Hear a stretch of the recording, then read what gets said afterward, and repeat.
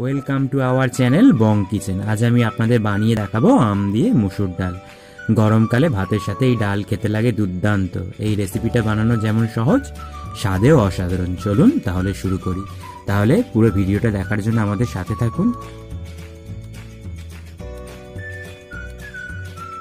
প্রথমেই আমরা মুসুর ডালটা সিদ্ধ করে নেব। এখানে আমি 100 গ্রাম মুসুর ডাল নিয়েছি, আর মুসুর ডালটা খুব ভালোভাবে ধুয়ে নিয়েছি।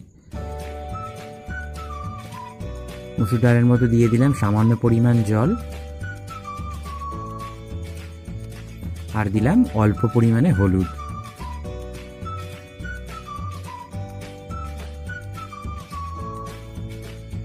এবার আমি ঢাকনা দিয়ে কিছুক্ষণ রেখে দেবো।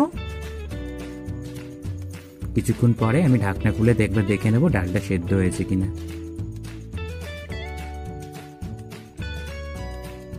ডাল আমাদের সিদ্ধ হয়ে গেছে। এবার আমি কেটে রাখা কাঁচা আমগুলো দিয়ে দেব। এখানে আমি একটা কাঁচা আম কেটে নিয়েছি। অবশ্যই আপনারা আমটা ডাল সিদ্ধ হয়ে যাওয়ার পর দেবেন, না হলে ডাল সিদ্ধ হতে দেরি করবে। আম সিদ্ধ করার জন্য আমি ঢাকনা দিয়ে রেখেছিলাম। আমি ঢাকনা খুলে নিয়েছি। আম আমাদের সিদ্ধ হয়ে গেছে। এবার আমি একটু ডালে কাঁটা দিয়ে নেব। ভালোভাবে আমি ডালে কাঁটা দিয়ে নেব, যাতে আমগুলো একটু গলে যায়।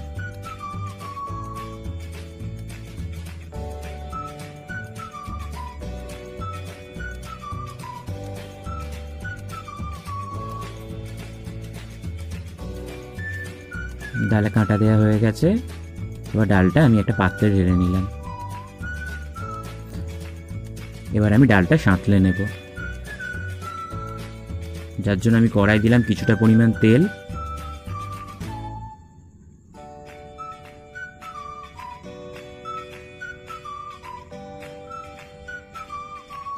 আর দিলাম একটা শুকনো লঙ্কা ছিঁড়ে, আর দিলাম সামান্য পরিমাণ সর্ষে, আর দিলাম সামান্য পরিমাণ 5 ফোড়ন।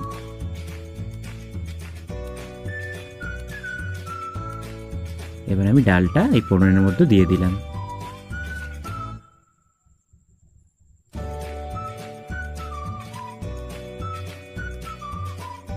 এবার আমি একটু ফুটতে দেবো।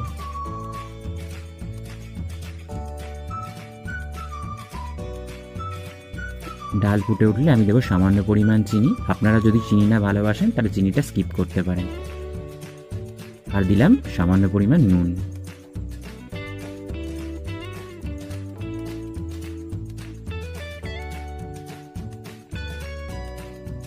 তো তৈরি হয়ে গেছে আমাদের আজকের রেসিপি আম দিয়ে মুসুর ডাল। আজকের রেসিপিটি যদি আপনাদের ভালো লাগে তাহলে অবশ্যই আপনারা আমার চ্যানেলটি সাবস্ক্রাইব করতে ভুলবেন না, আর পাশে থাকা বেল আইকনটি প্রেস করে দেবেন নতুন নতুন রান্নার আপডেট সবার আগে পাওয়ার জন্য।